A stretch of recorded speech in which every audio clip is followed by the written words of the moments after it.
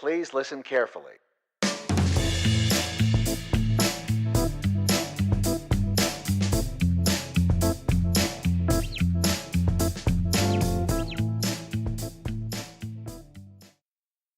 Welcome to the Retail Conversations podcast. This is Morten Max. Today I will be speaking with Heidi Svane Pedersen. Heidi has a long career working as a creative concept developer and is really a true networking ninja. At present she works as the project lead for Lifestyle and Design Cluster, and she has a Bachelor in International Economics and Business Administration and a Master in Strategy, Organization and Leadership. I wanted Heidi on the podcast because she works with retail from a completely different perspective than I do, and I've been keen on learning more about her ways of working, especially with her extensive network, which is not to be underestimated. Now, the first 2 minutes is actually us just talking before we set up and frame the actual conversation we will have. And then we spend roughly 30 minutes talking about Heidi and her experiences in her career, which I found to be very, very interesting. After that, we start digging into some case studies that Heidi has worked with in recent years, and followed by her advice to retailers today. Just after the 1 hour mark, we start talking about what technologies to look out for in the future of retail. So if you want to split up the conversation in different chunks, this is a way you can go about it. Basically, it was a pleasure to have this conversation with Heidi, whom I find to be a very interesting individual dedicated to our industry. And I hope you will find the conversation interesting as well. So, without further information, I give you Heidi Svane Pedersen. I heard that you can actually almost now take a sound bite or just a little section of my audio, and then you can actually reproduce any kind of conversation based on using my voice actually. So now they're predicting that in the future of conversations, that anything that goes out audio or whatever will have to come from the source directly, because it's being manipulated and you've used. seen it with the campaigns and everything. everything. You can just kind of run it over a video clip and then just put another vocal on it. Yeah. But it's I can see it. Apropos Morten and my husband, when he likes to use voices as a music bite, so he can just totally take that voice and make it into a sound. Wow. And change it into all sorts of things. Wow. And then you can't hear its voice anymore, right? So you can go the other way around as well and say, crazy. what do you want to say? Oh, how do you want to sound like today? But on the other hand, it's amazing with the voice recognition, because it shows that if you go into a website, instead of having a website in multiple languages and trying to figure out what menu to have in the website and all that stuff, it's 3 times faster to just speak than search. So if you just have an audio website, you just go into this website and say, show me all black shirts. Of course, yeah. And then you don't have to worry about the translation. Is the website in Swedish or in German, Oh no, Danish, we don't have the Spanish version yet. Exactly, exactly. We can't go into this market because we don't have any that speak the native language. Wow. No worries. Very interesting. Google got it all. If you have an Android phone, once in a while when you search on Google, it will come up with a little text bite under the search field where it says, try to ask me this. And then you push the microphone and you say, where is H.C. Andersen's house? And I have to say it in Danish. Then they record my voice. So instead of having people sitting in an office trying to program, It's coming from the now you have the direct masses. source. Yeah. You get all the local dialects and accents and the access they have to people. Yeah, and again, that's win-win, because it's probably just something that in their system it just grows. Even though they get more data and data and data, but it kind of evolves on its own, probably. With all these different You things. just plug it into the whole artificial learning or machine learning, and it can just crunch and turn into That's a crazy. much better voice recognition than anywhere else. It seems like we're getting warmed up, Heidi.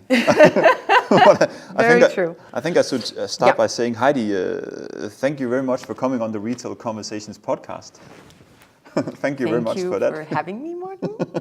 I've been super excited to not only have this first Retail Conversations podcast episode, you could say, but I'm actually also looking very much forward to digging into your areas of interest and expertise, and just basically having a cool, interesting, hopefully also for the listeners, dialogue about retail. Thank you so much for having me, Morten. I'm very humble and very thankful for being invited, and I will share the best stories that I can come up with and the most quirky, funny, small details as well. But I think it's such an important topic, and especially to share and highlight why this industry is not just downhill, but also very much uphill for a lot of people, not just working in it, but also for all the consumers out there, to realize what an impact they're making whenever they purchase a product. But So, I'm thank sure you. that we can talk for a long time about retail and interesting angles on that. No doubt about it. Just the last 15 minutes we've been warming up here. It's like, it's very interesting. Already I've noted down some stuff I never even didn't know existed. So thank you very much so far, Heidi. I'm like, Heidi, we've never met before, actually. It's the first time we're meeting up in person here and doing this little, how do you call this studio? I wouldn't know what I would call it, like almost a studio for Retail Conversations. And even though it's the first time we meet, your name has popped up in my network throughout the last years, actually, and always in a positive and and quite very respectful and only in positive ways, I would say. So congratulations on that. And I don't even know what you're doing. I don't know a lot about your how do you say, your professional career, who you are. And I just know that even besides the fact that your name has popped up a couple of times, we've also had the opportunity to actually meet each other in the last few years. But it's just like the cosmos wants us to have this conversation first, you know? Yes. So yes. that's kind of interesting. Well, I definitely think that the crossing of digital paths has been because of a mutual passion for this area. And I think that says a lot about the field as well, for both people that are counselors within this field or people working within retail, that when you feel a strong passion for this, it explodes and it attracts a lot of great people, especially in Denmark. There's so many great passionate people about retail. So again, thank you so much for having me. well, let's start digging into a lot of different topics. Prior to this conversation, we had a phone conversation where we talked a little bit about what is it actually you would like to talk about, Max, and yeah, first and foremost, I think our listeners and also myself are very interested in knowing, who are you? Exactly. What is the journey you have been on in your life that has brought you to where you are now? Yeah. And when you do that, just feel free to elaborate on anything, and I'll dig into some questions if I feel that's relevant. Yes, thank you. Well, my name is Heidi Svane, and I've been working with retail for a long time, starting out when I was just a teenager and standing by the cashier trying to learn different languages because there was a lot of tourism in our neighborhood. So Where was that? Out on the far side of Jahzzar. Mm-hmm. So a lot of camping and nature people would come out, especially for our beaches as well. So understanding how to give a great service when it was people from Germany visiting or from Norway or Danish people was fascinating to me, that you were standing there and you were this source of service or this source of making sure that when people left the store, they felt that this was a great place and they would come back. Mm. So I think the passion already started there. So when I've always studied trading, commerce, international business, marketing, sales, everything related in that way. And during my study time, I started my own business within retail, where I sold skincare products, natural, organic, used from aloe vera plant. So it was really, a great product to service, but it was more or less the only job that I could do, that I could structure my own time around when I had full-time school going on. So that was perfect, and I later on understood from several reports that I've read lately that retail is one of the most important areas of jobs for students, because it's such a flexible workplace. And that certainly matched my criteria when I did my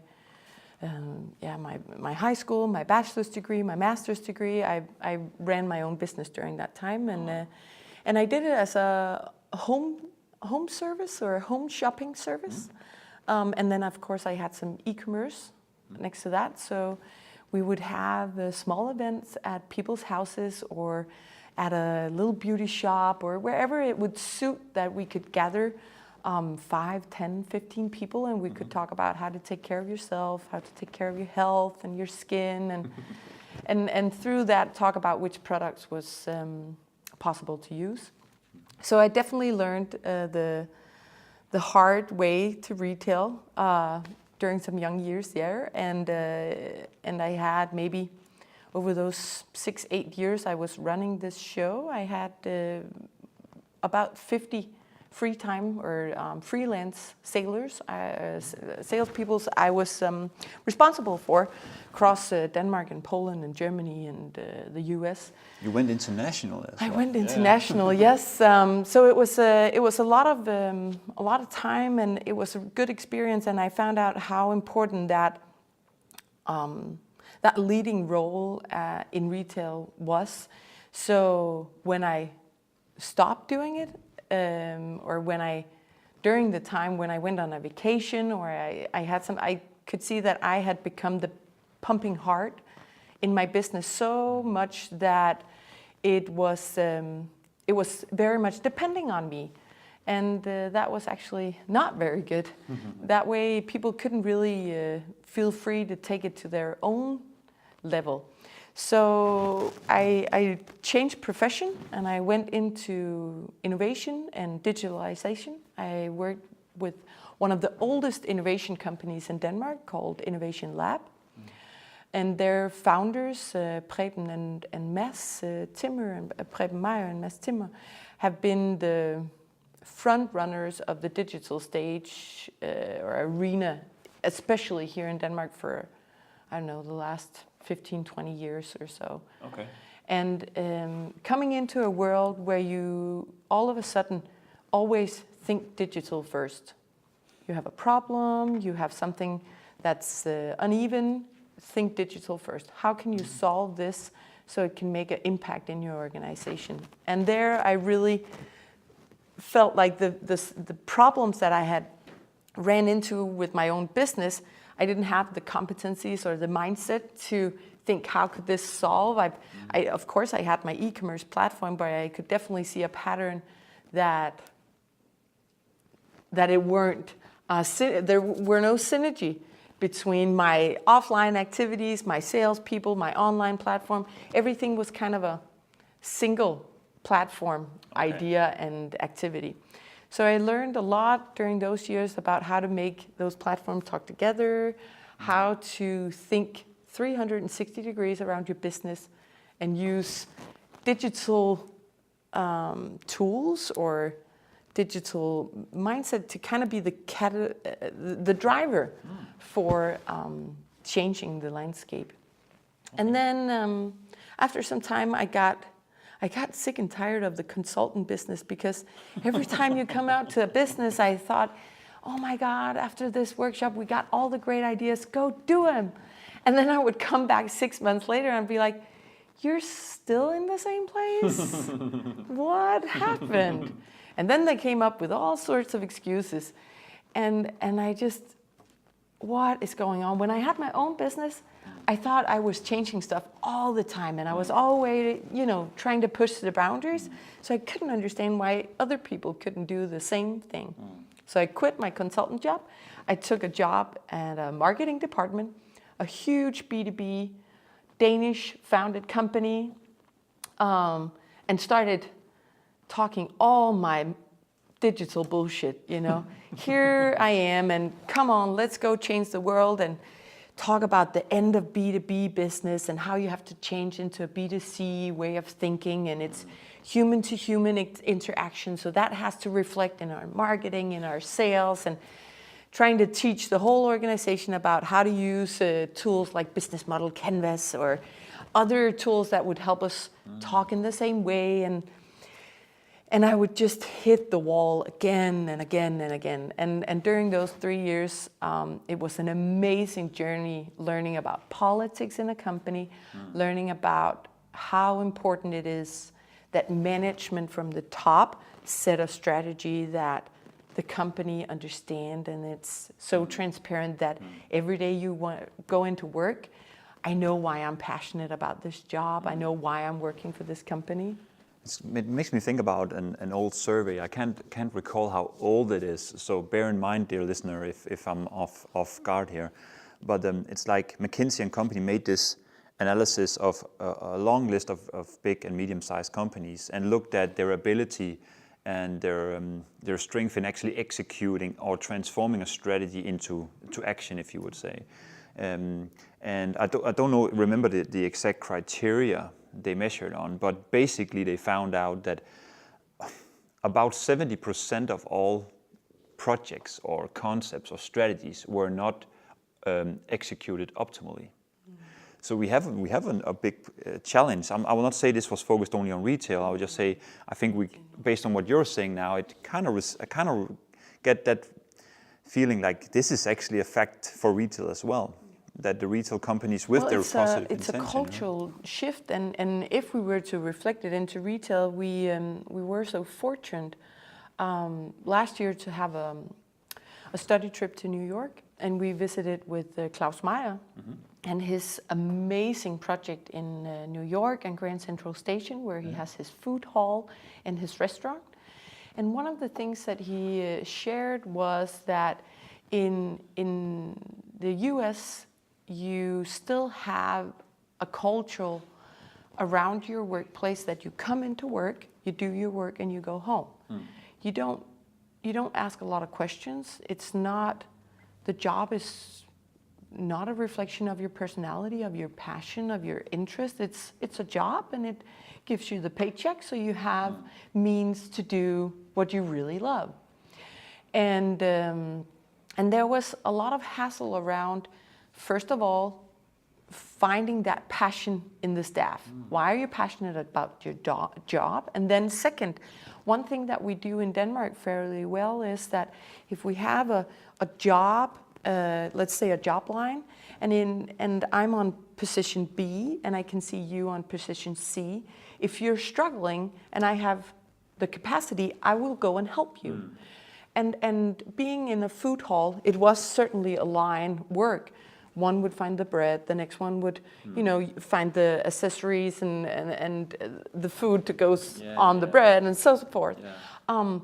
So we meet it often in Starbucks. You see one staff taking the order, the next one prepping the coffee, the last one serving it. So the American culture is not quite there yet, at least in the broad term, of helping each other out. I'm doing my job, I'm on my station, that's it. So they spend a lot of time training the staff on, first of all, finding that passion, and second of all, teaming up, finding that balance of making it a flow. And I think in terms of implementing a strategy or transforming an organization and setting new lines for a strategy, it's all about the transparency of it. So, or maybe also the simplicity, maybe. Yeah, but that may be similar words. Yeah, simplicity. I don't know. Strategies are not often simple in that way. There's a lot of different processes going into it. But I'm not saying that you can't have a job that that go in at 8 and go home at 4 and then you're off. It's not that you have to think work all the time. but I'm paid in a company to work here. So that way, hopefully I have a little bit of personal passion for my job, but right now I'm paid to follow the CEO's passion for this company. And that just has to shine through with the strategy and with the implementation of why are you important? Why is every puzzle in the piece here relevant? So in a retail context, we're working with the future of city management right now. And there we're talking about that often in a city management or in an organization around developing retail in a city, every shop is paying a little bit of a membership fee.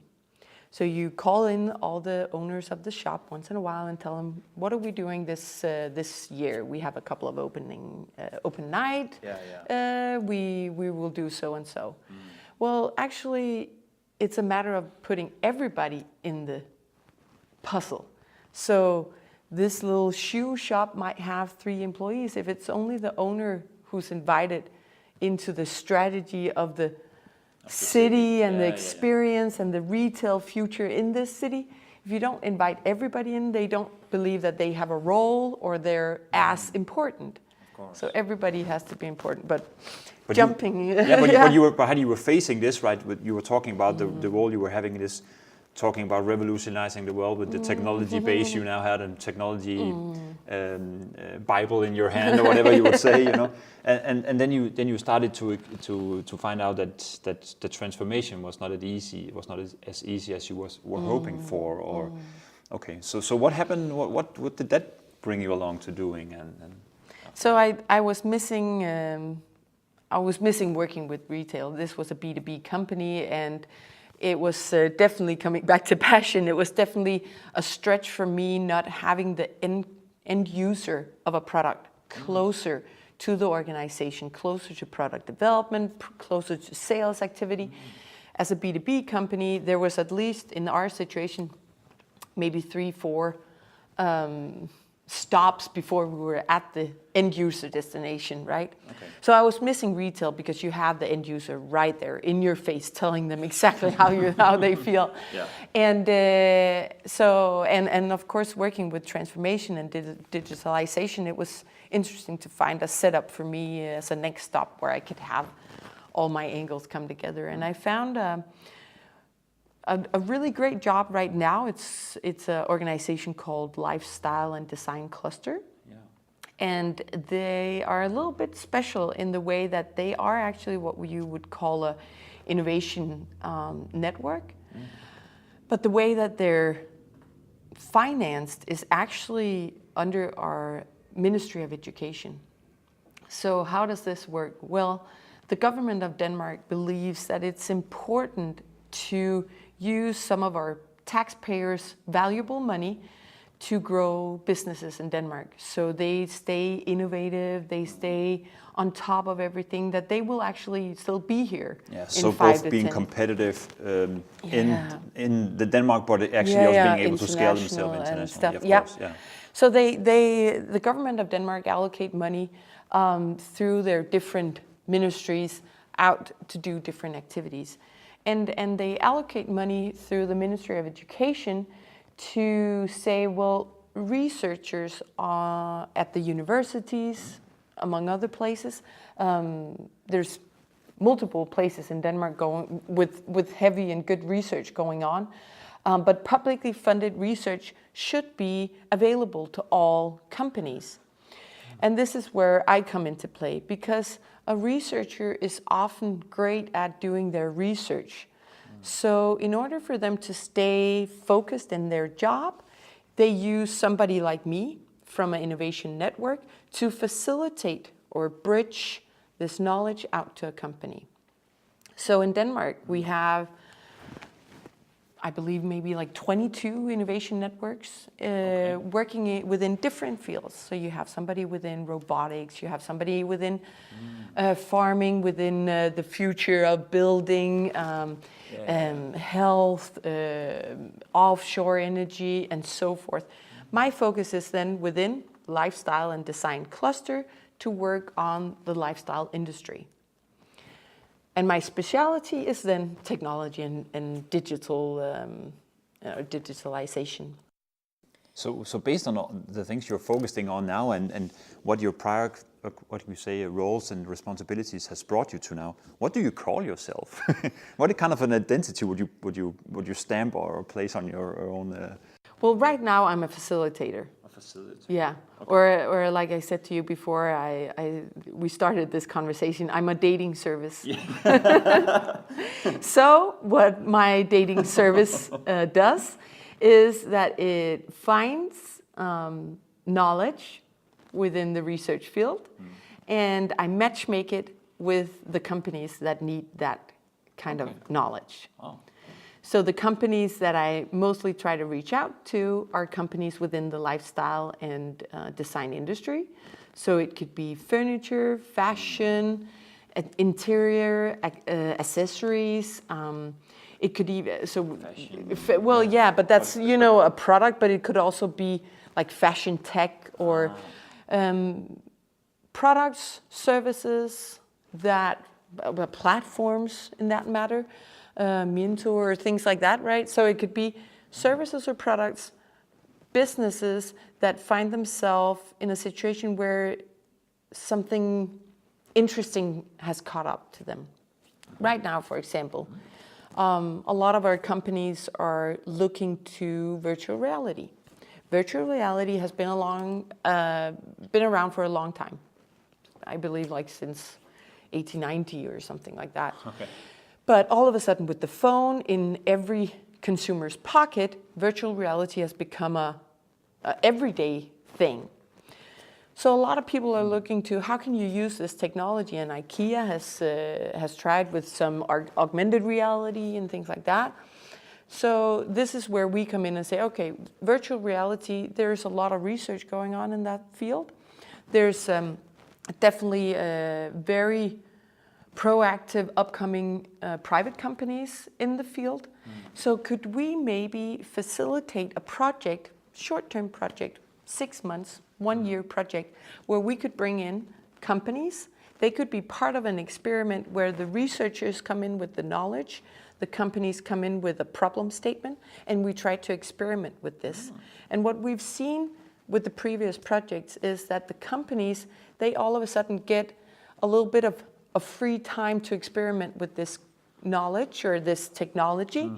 And that way it matures their business model or their readiness to go out and ask a private supplier in any way, right? So in my world, that sounds first and foremost, as you said, like maybe a dating service, but as a facilitator and bringing people together, matchmaking people and resources and knowledge and research and all these things.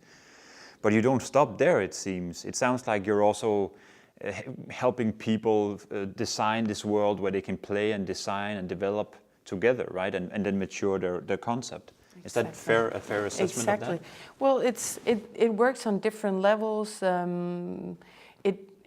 It's always a matter of what the companies are demanding. So we have about, I think we have about 120 or 130 Danish companies that are kind of members of our organization. It doesn't cost anything to be a member of Lifestyle Design Cluster, but we just try to say, all right, sign up for a membership so we can kind of pay you a visit and keep a little bit closer relation to the company. So we always know what problems are you facing, what is your task right now, and from that, we go back to the researchers on the different universities we work with and say, all right, so the companies are challenged by this and this and this. Do you have any research going towards that direction? So it's a two-way business model, because we definitely have to push the research world in researching for relevant things. But we also have to be aware that research always have a perspective of 3 to 5 years. So it's not a even. It's not a quick fix, and it's not an even. No, it's not a quick fix, but what they come out with is valid knowledge. So a lot of it's just, I really like the balance between, we have so many competent private companies in Denmark that are doing services for the retail industry, or IT suppliers, or whatever it could be. But often what happens in that field that we're working with is that the private companies rely on best practice. So, dear company, come and purchase our product. You see, we worked on these 3 cases before you, and they came out with a great result. Well, that's where I like research, because it kind of give a little bit more,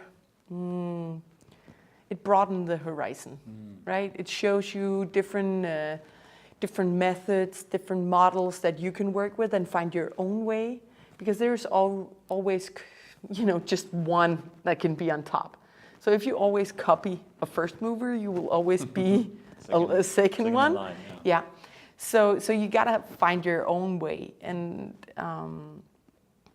that's really interesting when we get to work with research in that way. So we can broaden. We get a little bit of Google free time, right? Where you can play with everything, and it doesn't have to have a business model right away. You're allowed 5-10% screw up. So it kind of gives you the chance to go out and try everything, and then come back with a little bit of a result. And here you got that result that gives you a business case to go out and and do Is that, something. I'm not the technical guru on this one, so would that be a sort of an MVP, like a test project that... Sometimes. But a little bit more but soft? We try,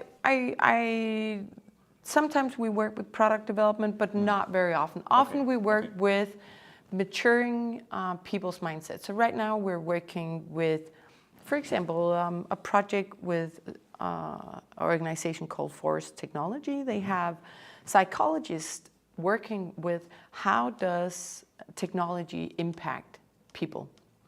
So we're running a test program saying, can we use this technology to give us some feedback data for how our physical shop is running, so we can always make the best physical shop ever.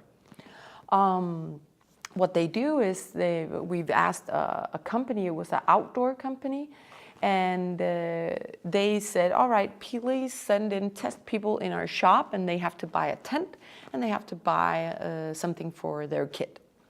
So we found the test people, we gave them Google glasses, or a technology like Google eye tracking technology on, and we gave them different sensors on, so you could track how are their eyes moving, how long are they staying focused at one object, how do they navigate through the store, what are they asking the client about, or the staff in the store, are they at one point feeling stressed, or are they at one point feeling very relaxed? And you could have sensors recognizing their pulse and things like that.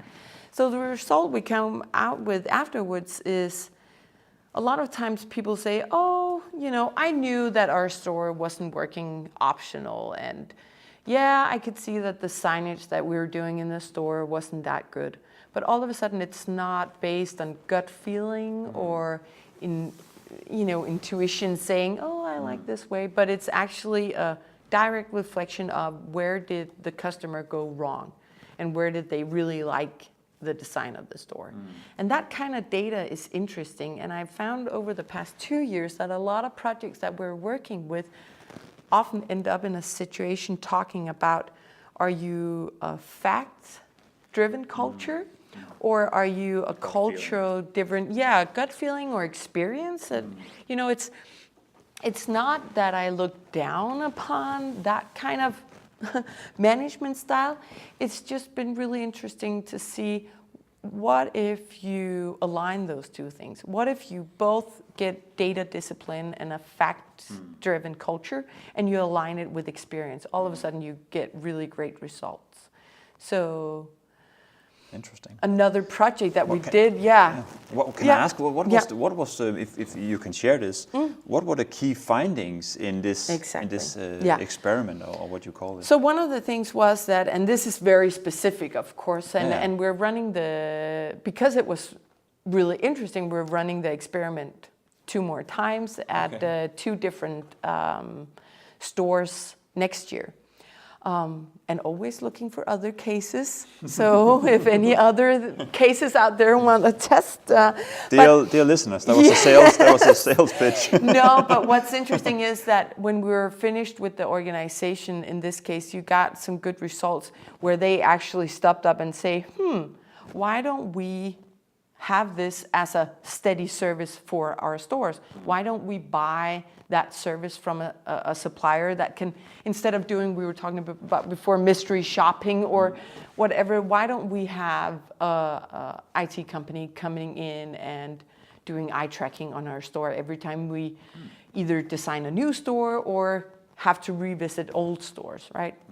Some of the results we found at this outdoor store was, first of all, a basic thing, a cleaning up. There was a massive display of products, and what we can see from the eye tracking was that the eye was just surfacing so much. For example, on some of the signage that they have, we could see that they would only look at the sign for 0.03 seconds. Wow. So not even glancing consciously. Not even and they had they had several signs with maybe 4 to 5 lines of text. They would never recognize this. So in this case, the store had a ground floor and a basement. And in the basement, they kind of had tents and things like that. But the association that people have going into a store, where can I find a tent? They would go look for it by product categories that are associated with a tent. And there was first of all, there was no sign by the association products, please find our tents in the basement, or the tents would have been there, right? And even when people were asking the staff, where can I find the tent? They still couldn't find the basement. So the basement had, it looked like it was backstage stuff. Like it was only for staff. Like a back office or something like that. Exactly. Yeah. Okay. So there was something about cleaning up, making sure that people could visually see where can I find products, where can I find products.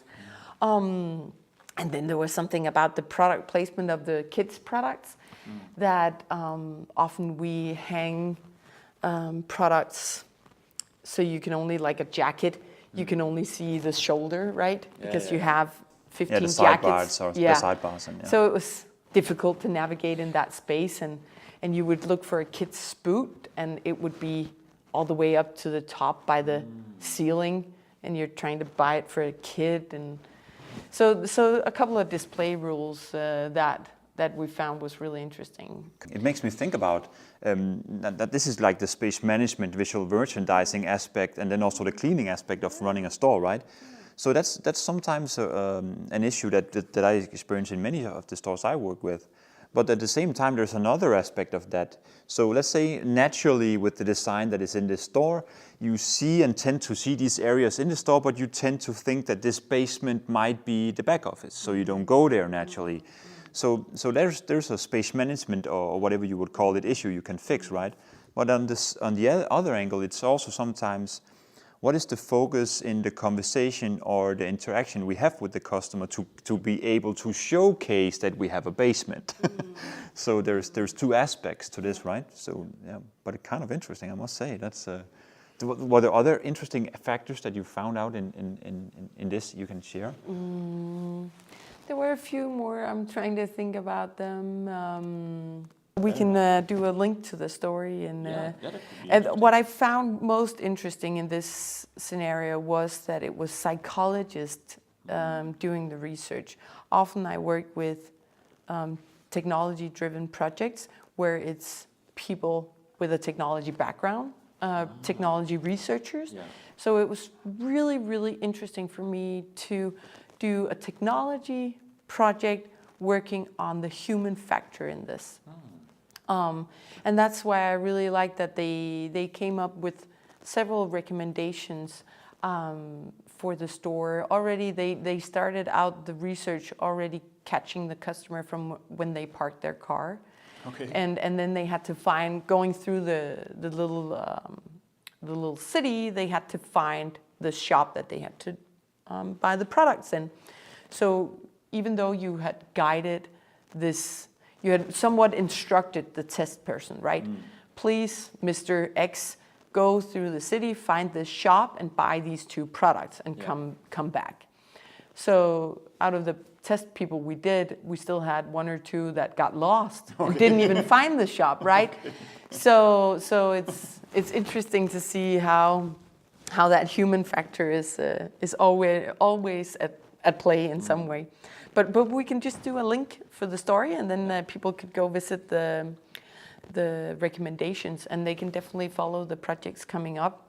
We will be doing a test at a shoes store, and we will be doing a test at a lamp store as well. Okay. But the lamp store being a shop and shop, so to see if it has a reflection when it's not the brand that owns the whole design of the store. So just out of curiosity, where does your expertise and your experience in different fields so far, and also your education background? I know you have both a bachelor's degree. You also have a what do you call that in English? You call that a PhD or whatever you would call it, right? Well, actually, I'm unfortunately I don't have a PhD yet. I have a master's in strategy and management and innovation, but I try to say that I have a Google PhD. Right? You have a Google PhD. I have a Google PhD. Okay. I try to educate myself all the time. I use every platform possible to kind of broaden my own horizon. Okay. I think I'm on 15 different social networks trying to just stimulate my brain all the time. But back to the role of my organization today, I am but I am the facilitator. So I'm in the fortunate situation that I run the projects, but I have to kind of bring in the experts. So in the case of this eye tracking technology, I would bring in 2, 3 experts within that field and bring in the companies and kind of create that platform for the test project to run on. So that's what the funding goes to when we apply for a project. So for a totally other example, we had a lot of our lifestyle companies asking to get more knowledge on how they could start exporting to the US. And we applied for some going abroad, some funding for us to do a study trip like that. So we brought over 25 people to New York, showcasing them every different way of starting export to the US, but also showing them new ways of exporting. So a lot of people would think about export in a traditional management book way, right? You would find a distributor or an agent. You would either set up a company yourself. You could piggyback on somebody else, or you could do a joint venture or other models, right? Franchising and so on. But why don't you try going into a market purely online first to test the waters? So we visited with a huge online company in the US and showcased if you ran a product through their pipeline, you would actually get the feedback of 9 million users. Would they buy? Would they not buy? At what cost would they buy? What would the infrastructure of the buyer be? You know, what demographics or geographic could show. And that way you could actually get a result on where in the US did you get the best response on your product. That's where you do your first touchdown going into the US market, instead of using the traditional channels. So again, that's, you know, being the facilitator or the matchmaker between new knowledge and lifestyle companies. Okay. Yeah. I kind of get the understanding now why you call yourself a networking ninja on your LinkedIn profile. Kind of like 15 different social networks you're attending and trying to keep yourself sharp and so on. Yeah. So I get the feeling, and my intuition is telling me this now, but also when we talked on the phone a couple of weeks ago, I got this feeling like you're on some sort of a mission, but I don't know what that mission is. How would you, if I'm right on that one, what is the mission you're on here? I don't think I've formulated it yet, but maybe I should. No, but I think I find retail interesting, and it's I often feel that it's just communicated as just retail. And so many people are fighting on the retail stage. Right now, the battle has been over the last 2 to 3 years, offline versus online, and who's going to be the major winner, right? And well, and I hear it so often when we work on the more local projects that the shops are saying, well, you know, you see 22 vacant retail spaces in our city, and it's online players closing all these shops. Well, no, not really. It might be bad service or bad retail, you know, management. But I think it's interesting to see that that so many people are fighting for retail to be an important factor. It is important. If you ask the Danish Chamber of Commerce, they've done analysis showing that every 8th job in Denmark is a retail job. I've now got numbers from 3 or 4 municipalities showing that in Aalborg, I think it was like 8,000 jobs in all of Aalborg municipality. That was retail jobs. In Slagelse, it was around 4,000, and so on. So if you were a municipality or if you were a government and you were told, here is one company, it will now be placed in this city and it has 8,000 jobs, you would be on your knees trying to make it smooth for this company to exist. Making sure that it had all the right infrastructure. And here we have jobs that does not reflect one organization, but it reflects one industry. However, nobody within the public system is categorizing retail as a serious industry. Okay, that's your experience. That basically that. What can I base this, you know, statement on? Well, over the last 2 years we worked heavily on retail projects within smaller cities, and we've done competence development programs, trying to make the city management. I wouldn't call it smarter. That's a dumb term, but we try to showcase them different methods and different tools of how they could be more proactive in developing the local retail instead of always being reactive. And in that project scenario, we often hit the wall in terms of city management being restrained by politics. Either the municipality would grow their city based on different laws about how the city should grow and so on. But retail was never invited in to the dialogue, right? Okay. If you see in the field that I'm working on right now, often there's what we call a call for funding. So it could be Danish industry, it could be the government saying we want to position and we want to strengthen a specific phenomenon right now. So just last year, you know, 120 millions were given out in funding to strengthen the work with digitalization. So please go, you know, work with the companies, try to digitalize them better. But often this funding is not allocated to retail. So we see all these different signs that retail is not taken seriously. Even if you go to the online universe, we have excellent online retailers in Denmark, and they could do it on a global scale as well. But they're hidden, or they have the barriers of distribution, for example. If I buy a product from a a German web shop or a Chinese web shop, often I can get it faster than if I buy from a Danish website. That's sad. That shouldn't be the case, right? We should definitely help our own organization grow faster.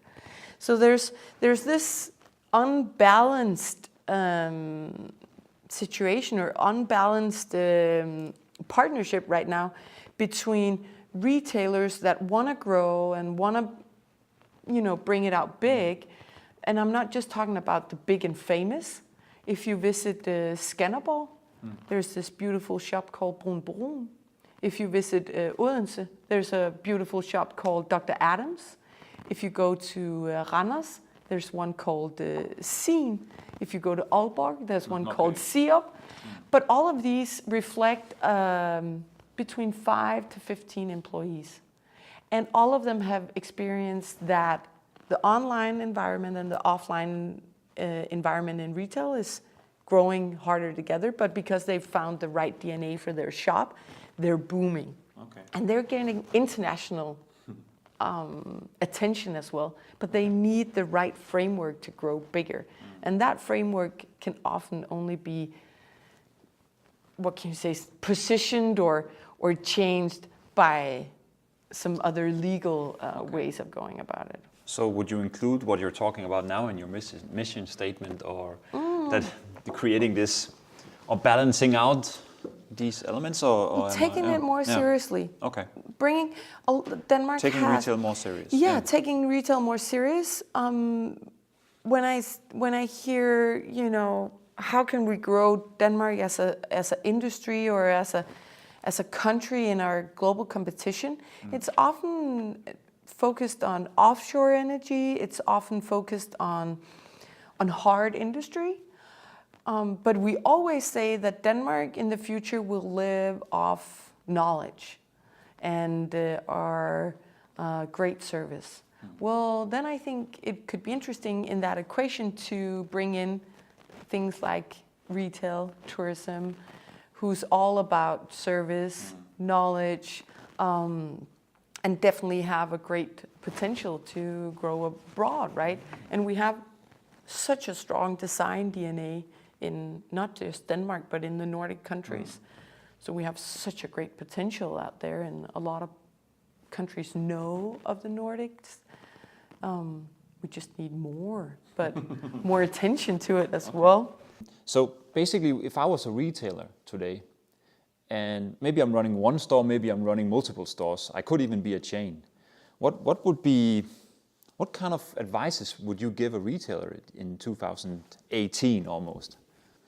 Well, being who I am today, digitalization is of course a huge thing in my everyday work.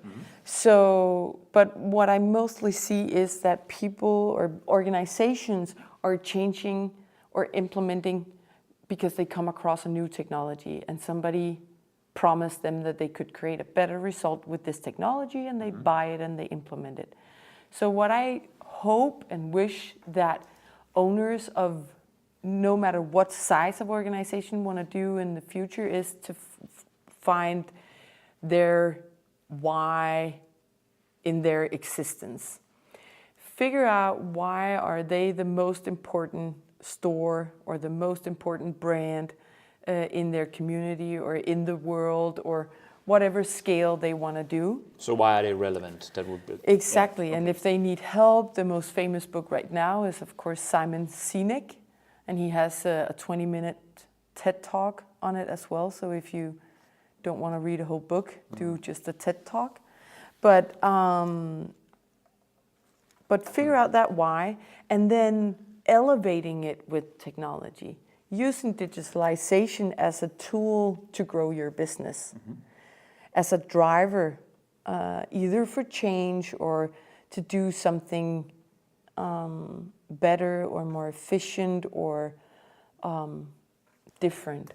Okay. So a lot of people are talking about digitalization being that you just sit, you plug in whatever manual process you're doing today. But if you're not doing it on the right fundament, you're not going to experience a boom in your result. You might, experience a little thing when you change from physical airmail to online emails. Of course, that became better. But if you want to go on social media and you just want to do it to save the cost of your printed media, the reason behind it won't give you the result that you're hoping for. There gotta be a why I'm liking your brand or why I'm liking and following your posts. Okay. So find that why of existence, and then using digital ways of doing. I met this extraordinary fashion brand the other day who's implemented a strategy called Think Digital First. Okay. So whenever a employee, no matter what level in the organization, what their role is, if they run into a problem, they have to think digital first. Can I solve this in a digital way? And by that, experimenting, like I talked about before, experiment, test, evaluate. Did this give me a better result? Did this solve a problem? Did this maybe solve a problem for more people than just myself? Because that would be my third advice, that looking at your digital growth culture, right? Okay. So looking at the culture in the organization, making sure that the mindset is right. So you can either be very extreme, and this was advice from a very traditional design company in Denmark, fire everyone that is over 40 years old and employ everybody who's 25 or around that age. No, but what the message behind that was, we need to recruit and let some of the new ways of thinking into the organization's heart. And keep the ones who have the open mindset, as you say. Of That's what you're also saying. Yeah. Well, and we talked about working for your passion. So if somebody is not fulfilling their job, maybe it's also because they're not in the right job. So help people find that right place. Maybe it's still within the same organization, but making sure that you help them find the right place in the organization then. But it's transparency. It's a question of, when I worked with Innovation Lab, we talked a lot about moving your company from the industrial paradigm into the digital paradigm, which means that you have to go from a place of stage gate models for product development, or the way that you would run your company was very inward driven. Maybe you would buy a market report once in a while, but it would be from the company and outward. Whereas in the digital paradigm, we're driven by demand, and the consumers being both lazy and critical, but it's their call, it's their money. So you got to pay attention to them. Okay. But finding that mindset and implementing the mindset in the culture. So whenever you go out and implement the technology to elevate and do something better or different, the organization is ready to utilize it and also implement it. So you get the full potential of your execution of your project, of your IT. But this would be something I would prefer or like or recommend that people look at the next 2 to 3 years, because that way they gear the whole organization to think about, if a new technology comes into play, you can look at your users, customers, you can look at your organization, and you can look at your business model and say, is this a technology that would make us better or more? And then you can bring it into play and say, all right, let's test it off. Let's see what kind of business model it could open up for, or let's see where in the organization can they lift the task of using this, and can it actually give us access to a new customer base, or can it, utilize the ones that we have better, and then go back and evaluate, is this the right technology, maybe or maybe not, and then you can test again and again. So here is a methodology that it's generic, no matter how small or big of a retailer you are. Like this, secure the why, focus on the why and remind yourself of the why. Why are you relevant? Why are you doing this? And then the second one was, how do you elevate using digital solutions, right? Focus on that as well, and focus on your culture in this aspect to make sure that the culture is ready, willing, able, flexible, and all these smart words to follow those. And this is not just to strengthen. This is not something Heidi is stating that this is it's the way of a lot of research. That's how it is, right? Exactly. Well, if you look towards design thinking or other very well documented methods like that, it's the research statement. This is the way to go forward. Yeah. Okay. So I want to differentiate. How do you say it? Differentiate. I don't even know how you say that word in English, but I would like to make a distinction actually between the bigger retailers, the chains that might have bigger budgets, who are probably more attractive to suppliers of solutions in this world, right? But if I'm a small retailer in Denmark, or primarily in Denmark where you focus most of your work, what would you recommend me doing to help me follow this methodology and follow the digital? But it's the same, right? It's a matter of scale. So if I were a huge organization, if I was Sportsmaster, who's one of my really good cases when we talk about how they've been able to work with big data and use data to create a more easy customer journey, no matter if you're offline or online. Of course, they have a huge machine to do all of this. But if you're just Tanya in Køge with her little, one, I think she might have 2 or 3 stores today, but it's a matter of finding that scale that you can start using it with. So she started with Facebook. Okay. Using the data from Facebook, making analysis on that data to figure out where can I do better, who am I communicating with, can I start reaching out to other customers that are not in my customer base today. So basically, from the list of all the opportunities for a small retailer, one store or a little bit more, it's finding the right X that would be the right one to start with, maybe that you maybe believe would help scale the company, or well, if you start with the why. So one of the clothing stores that we're working with said the why for them is to educate and help women dare to be themselves. Okay. So whenever you go into their store to buy clothes, shoes, whatever, you can find, it's not that they are a mono brand store. So you could walk into a lot of other stores and find the same brands, but their why is they want to make the best of you.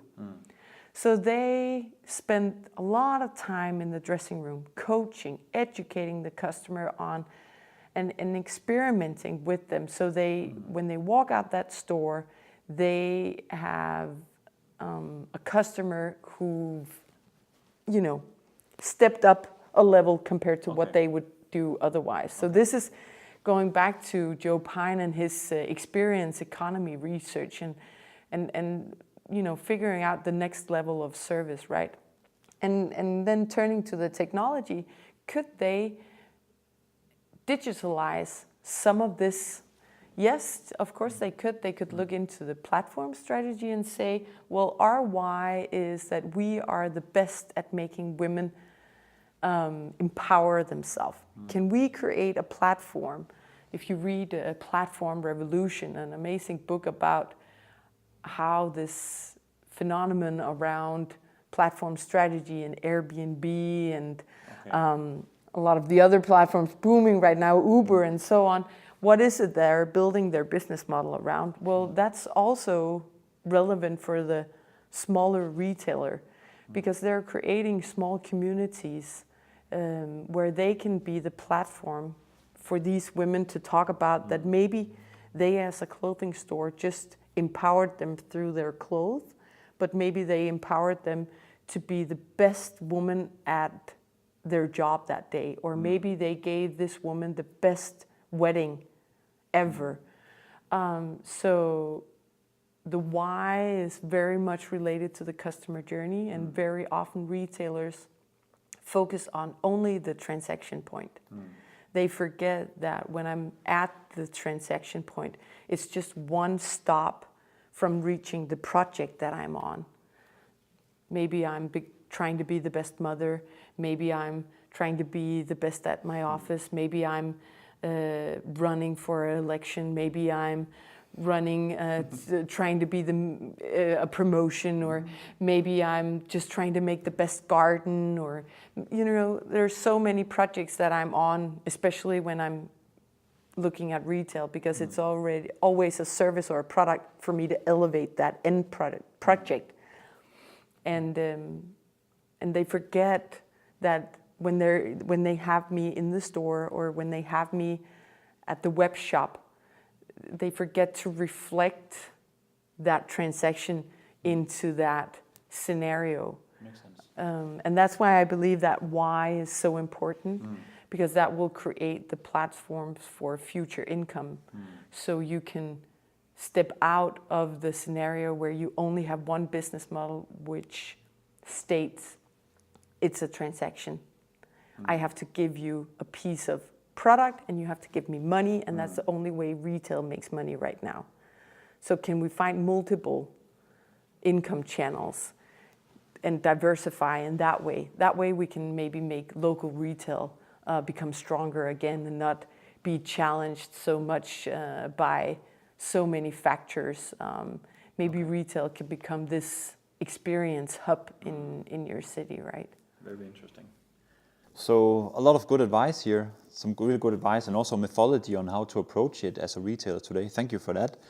So I'm really curious to hear about the tech angle in this, because I know that you travel a lot, you listen and you read a lot. I can also hear from our conversation in what is going on at the moment in terms of this, and what kind of technological solutions are really interesting for you and should be for retail at the moment.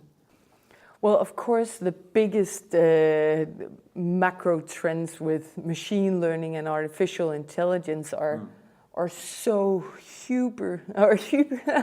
so interesting to pay attention to, but they're also a little, let's say, immature maybe for a Danish local national retailer. Yeah. So some of the technologies that we're experimenting with are virtual reality. I'll just mention a few and then we can dig into it. But virtual reality and augmented reality. Okay. We are looking very much into IoT, sensor technology. So Internet of Things is what the abbreviation is. And then of course, data and how to utilize data, how to get a data discipline. But the most interesting thing right now, at least from my table, or the projects that we see is most likable to be implemented within the next 2 to 3 years is the IoT angle, Internet of Things, which has sensor technology and something called RFID technology. RFID, which means that we can now start tracing patterns.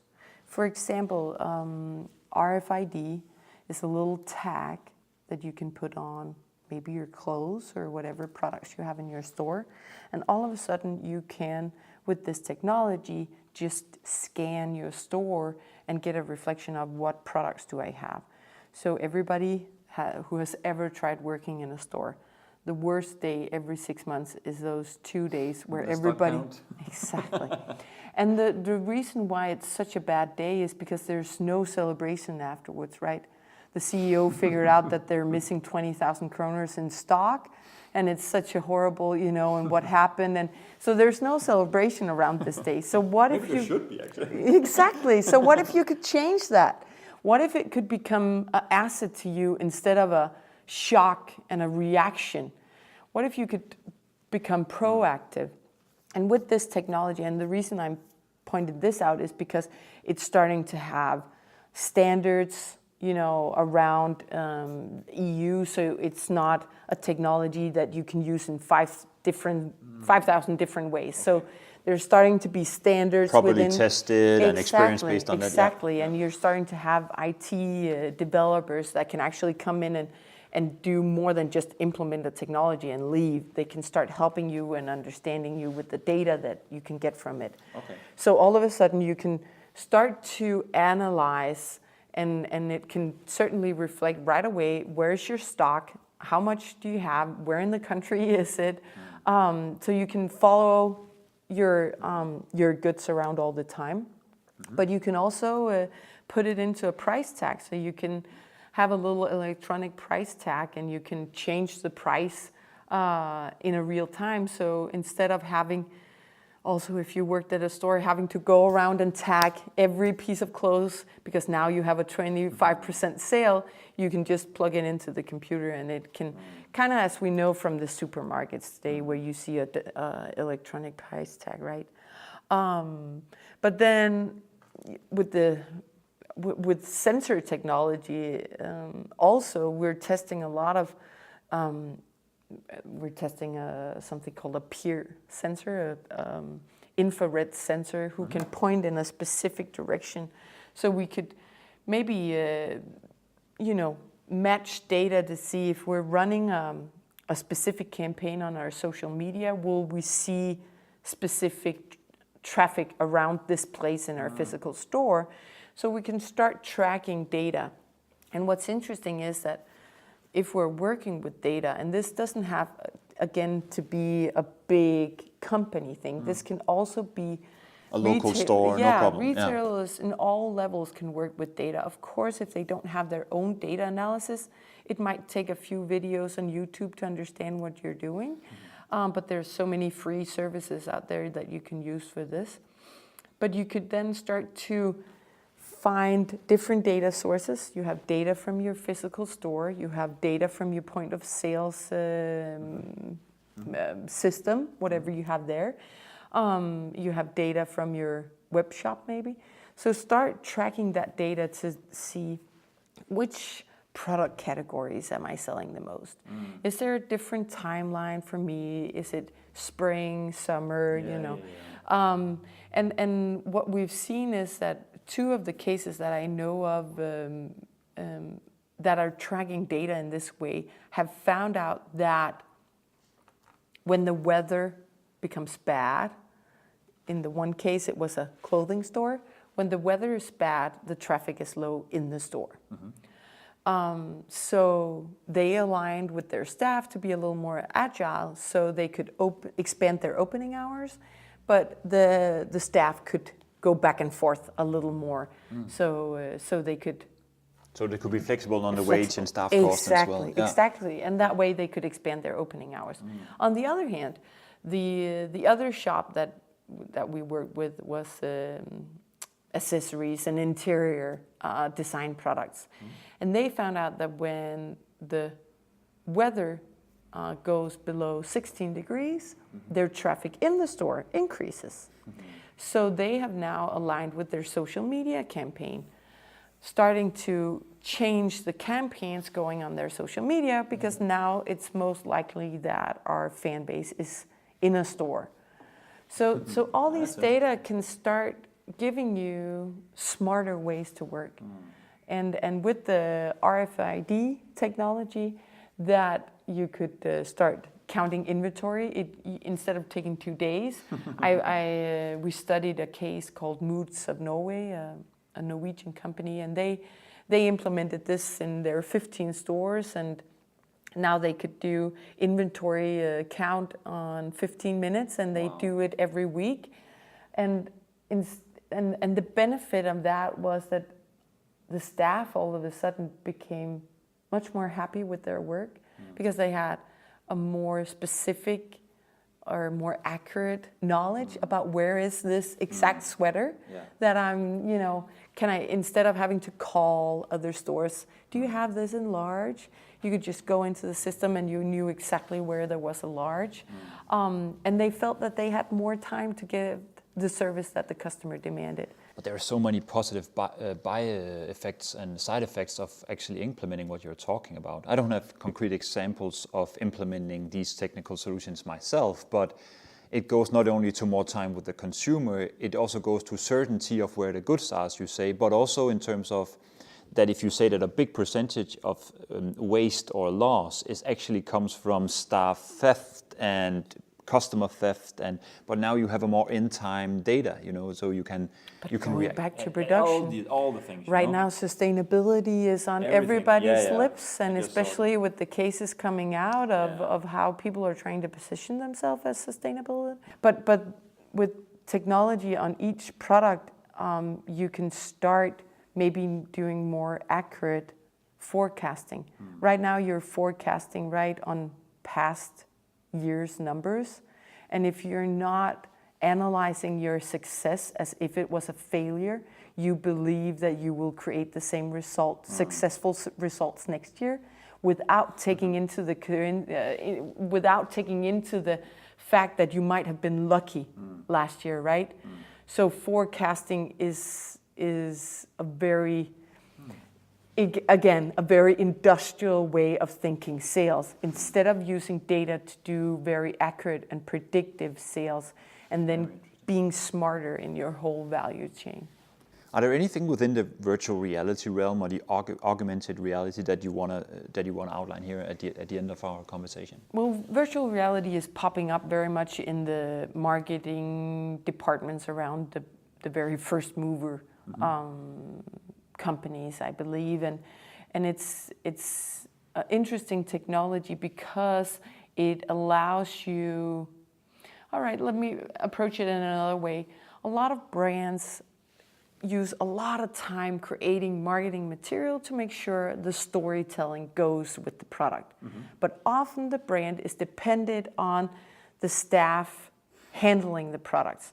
And it's so difficult to have that story come all the way out to a staff person and have that staff person feel the brand as well, so they can share about it in a passionate way. What virtual reality or augmented reality allows you to do is to showcase the product in the actual habitat of the product. So let's go back to the outdoor store. What if when I visit the store, were able to so right now, virtual reality is showcased by these huge glasses you could put on. But the future generations of this technology will be much more integrated with the real world. So it won't be me totally closed off in a box, but maybe me putting on a pair of sunglasses, and all of a sudden I can see the tent and I can see it on the top of Himalaya where I have to go, right? Yeah. So you visualize the actual experience with the products and so on, yeah. Exactly. And we see that both with Android, with their Tango experiments and their way of working with augmented reality, and we see with Apple and their AR kit and their way of working with augmented reality, that this technology will over time be in our system, in the phone. So it's a lot better for all the lifestyle brands and the retail industry to start thinking about, do I have the right data to put into the phone then? Meaning, am I, as a lifestyle brand, creating the right 3D models with the right integration possibilities? So when I buy the iPhone 10, it will have a shopping cart in it where I can do a photorealistic 360 view of my living room, and then I open up my web shop with Bolia, and I should be able to right away to try the furniture out in the living room, right? So Shopify, for example, have the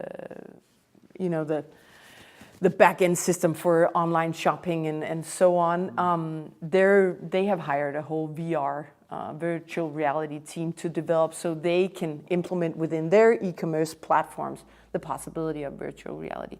So I think for the brands and the retailers, luckily they can either go out and be first movers and try it out themselves like IKEA have done, or they can wait a little bit and try to work on having the right 3D photorealistic pictures of their products.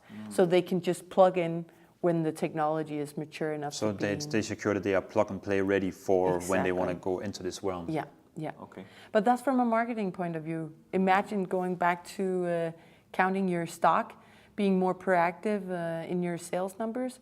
If you can showcase the products to the consumers and they can pre-purchase, you can again produce a much more accurate number. Maybe you can even bring in 3D printing and think about local production. It's so, It sounds like the opportunities will never end here. It's just, exactly, and that's why I'm saying technology is a driver. Yeah. Never change for the technology itself. No. Figure out what you want to do the best. Amazing. And be the best at in the, in your country or at a global scale. Yeah. And then technology, there's all the technology is available today. The helping Yes. tool to scale your business. Definitely. Okay, noted. And thank you for all the advice. Is there anything we're missing from your realm of focusing on retail and being the dating matchmaker of research and companies around the retail realm? Yeah, we've been, jumping in and out of retail and what is retail and stuff like that. And I just want to say that, retail today is often people that are at the front line facing the customer, right? Either they're sitting behind the screen and managing the web shop, or they're standing in the physical store. These are some of the staffs that are taking the less serious. They, at least the ones in the store, right? They have the minimum wage, and we gotta up it a little bit and take that a little more serious and try to. What I always tell the people when the physical stores that we're working with in a project, start thinking about your physical store also as an online store. Count how many eyeballs you have in your store. Count how many people you have, or how much traffic you have coming through. How much is put into the shopping cart and how much is checked out before they leave the store. Count the pieces that are hanging left over in the trying room, so you can see how much sale did you miss out on. So start thinking a little more digital in the physical store and start yelling back in the value chain. Start screaming at that brand that's supplying you. Yeah, because they need to step up as well. And the brands need to scream back at that further in that value chain.